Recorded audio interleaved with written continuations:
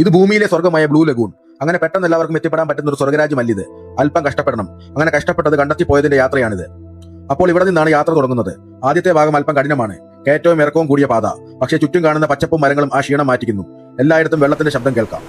അവിടെ ചെന്ന് അവസാനിക്കുന്നത് ഒരു തൂക്കുപാലത്തിലാണ്. വളരെ ഉയരത്തിലുള്ളൊരു തൂക്കുപാലം. എന്ത് മനോഹരമായ കാഴ്ചയാണിത്. താഴെ വലിയ ഉരുളൻ കല്ലുകൾ. ഒരു വാഹന ഗതാഗത സംവിധാനമില്ലാത്ത ഈ സ്ഥലത്തെ ഇങ്ങനെ ഒരു പാലം ഉണ്ടാക്കിയവരെ സമ്മതിക്കണം. ഈ ഇരുമ്പ് പാലത്തിലൂടെ നടന്ന അവസാനം എത്തുമ്പോൾ വേരുകൾ കൊണ്ടുണ്ടാക്കിയ കമ്പി കൊണ്ട് അടച്ച ഒരു മരപ്പാലമാണ് കാണുന്നത്. വഴി തെറ്റിയോ എന്നൊരു ഭയം ഉണ്ടായിരുന്നു. ഭയം തോന്നിയെങ്കിലും ഇതാണ് ആ യാത്രയുടെ സാഹസിക ഭാഗം. അത് കഴിഞ്ഞ് ഞങ്ങൾ താഴേക്ക് ഇറങ്ങി തുടങ്ങി. ഈ വലിയ നദി മുറിച്ചു കിടക്കുകയാണ് അടുത്ത പരിപാടി. ചുറ്റും വലുതും ചെറുതുമായ കല്ലുകൾ. ലിറ്ററലി ചെറിയ മല പോലെ വലുപ്പമുള്ള കല്ലുകളാണിത്. ഈ സ്ഥലത്തിന്റെ എനർജി വേറെ തന്നെയാണ്. ഇത് ശരിക്കും ഇൻസൈൻ ആണ്. ഭൂമിയുടെ ഒരു വൈൽഡസ്റ്റ് ഫോമിൽ തന്നെയാണ് ഇത് കാണുന്നത്. ഇത് കാണുമ്പോൾ തന്നെ യാത്രയുടെ ഓരോ നിമിഷവും വേർത്താണെന്ന് തോന്നും. ഇവിടെ നിന്ന് കുറച്ചധികം നടന്നു കഴിയുമ്പോൾ വേറൊരു കാട്ടിലെത്തും. ഇനി മുന്നോട്ട് നടക്കണമെങ്കിൽ ഈ കമ്പ് കൊണ്ടുള്ള മനുഷ്യനിർമ്മിത ഏണി കയറണം. കേവലം മരക്കൊമ്പ് കൊണ്ടുള്ള ഒരു ഏണിയിൽ ജീവൻ പണയം വെച്ചുള്ള ഒരു സാഹസിക യാത്ര. അപ്പോൾ ഇനിയും കുറെ ദൂരം പോകാനുണ്ട് സ്വർഗത്തിലേക്ക്. അപ്പോൾ യാത്രകൾ തുടരും.